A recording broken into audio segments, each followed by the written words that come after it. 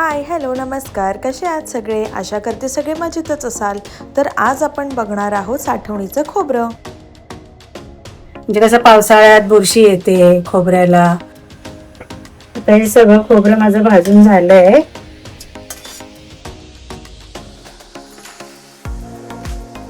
आणि मी 1 किलो खोबरं आणलंय. या बारीक किसण्याने किसून मी नंतर मग भाजून बारीक मंद गॅसवर भाजून बरणीत भरून ठेवायचं. मग ते चांगले 2-4 महिने पण व्यवस्थित टिकते.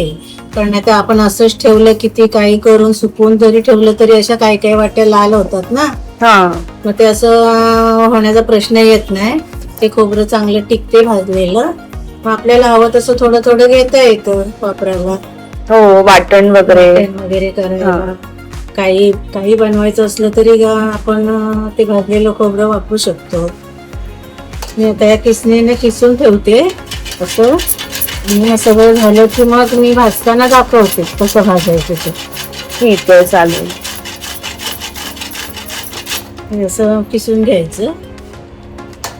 सगळं किसून झाले की मग मी दाखवते. ते मी मगाशी खोबरं किसायला घेतलं होतं ना, 1 किलो खोबरं आहे. ते आता मी मंद गॅसवर भाजून ठेवणार आहे. म्हणजे कसं पावसाळ्यात बुरशी येते खोबऱ्याला किंवा लाल पडते, तसं होण्यापेक्षा आपण किसून असं भाजून ठेवलं ना तर व्यवस्थित टिकते पण चांगलं. 2-4 महिने काही होत नाही त्याला. बाहेर ठेवलं तरी चालते. बरणीत एका मस्त म्हणजे चांगल्या झाकणाच्या बरणीत भरून ठेवायचं. हवा जाता कामा नाही. ठीक आहे, चालेल. आता आपण भाजायला सुरुवात करूया. तर मी कढई ठेवले तापायला. चांगली जरा थोडी जाड घ्यायची कारण खोबरं आहे ना, खाली लागू शकते. बरोबर. थोडं थोडं घ्यायचं भाजून चांगलं मंद याच्यावर. चांगलं चुरचुरीत होईपर्यंत चांगलं भाजायचं.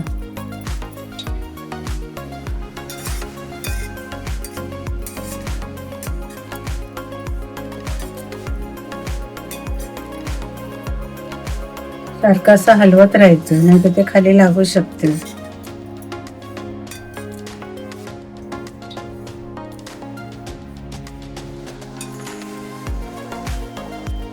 आता झालंय लाल सगळं. आता आपण हे थोडं थोडं काढून घेऊया, दुसरं घालूया.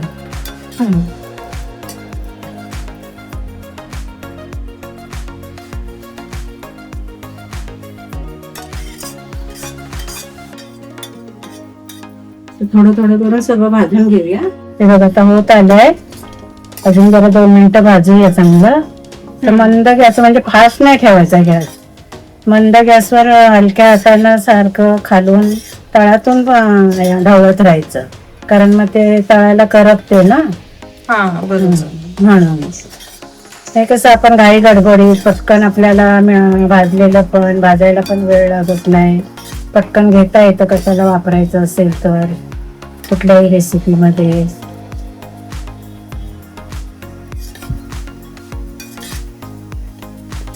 चांगलं थंड होऊ द्यायचं पंख्याच्या खाली. सगळं भाजून झालं की थंड करायचं आणि नंतर भरून ठेवायचं एका बरणीत. किंवा चांगले आपल्याकडे याचे डबे असतात, एअरटाईट डबे असतात, त्याच्यामध्ये भरून ठेवलं ना. बाहेर ठेवलं तर जातात, फ्रीज मध्ये नको ठेवायला. आता मी कधी अगोदरचं एप्रिलच्या आधी भाजून ठेवलेलं ते मला आतापर्यंत पूर्ण. ते आपल्या वापरावर आहे. अर्धा किलो घ्या, 1 किलो घ्या, आपल्याला जेवढा लागेल तेवढं आपण असं एकदम किसून भाजून ठेवलं की मग कधी वापरता येतं. बरोबर. आता हे झालंय, मी परातीत काढून घेते. ठीक आहे.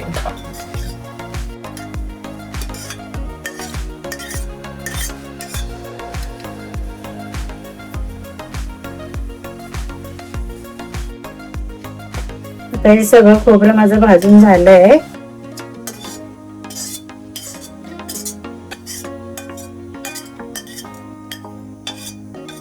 दही बघा, हे सगळं भाजून झालंय एकसारखं. आता हे पंख्याखाली ठेवून द्यायचं. एकदम थंड करायचं, गरम नाही ठेवायचं. गरम कधी भरायचं नाही. आपण काय सगळ्या रेसिपी मध्ये भाजल्याशिवाय काय खोबरं घालत नाही ना. बरोबर. हा, मग ते सगळं भाजून मग ते आपल्याला पटकन घेता येतं. कुठल्याही रेसिपी करायची म्हटली, काय करायचं म्हटलं तरी तेवढा वेळ असतो आपल्याकडे. कामाला जाणाऱ्या बायका असतात, त्यांना पटकन घेऊन असं वाटण वगैरे करता येतं. मेथीच्या लाडूत पण आपण टाकले तरी काय भाजूनच टाकतो ना, मग ते घेऊ शकतो त्याच्यातलं खोबरं. असं काय नाही की असं किसलेलंच घ्यायला पाहिजे, कारण शेवटी आपल्याला भाजायचंच असतं खोबरं. बरोबर.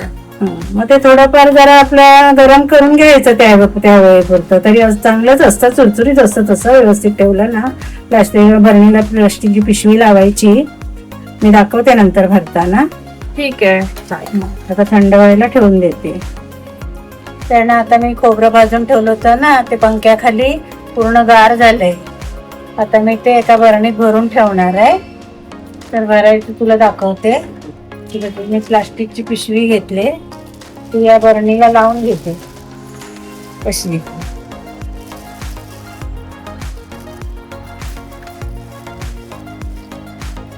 आणि मग हे खोबरं आपण त्याच्यात भरायचं.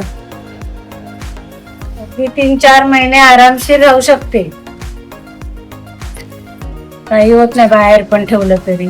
फक्त काढताना लगेच काढून घ्यायचं आणि लगेच बंद करून ठेवायचं.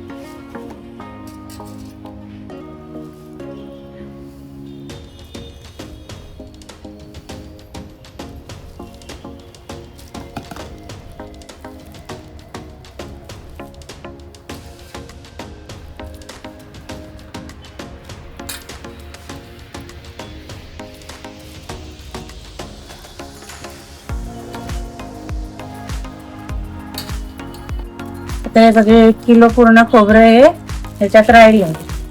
पिशवीचं आपण तोंड चांगलं बंद करायचं, नाहीतर गाठ मारून ठेवायची किंवा रबर लावून ठेवायचं.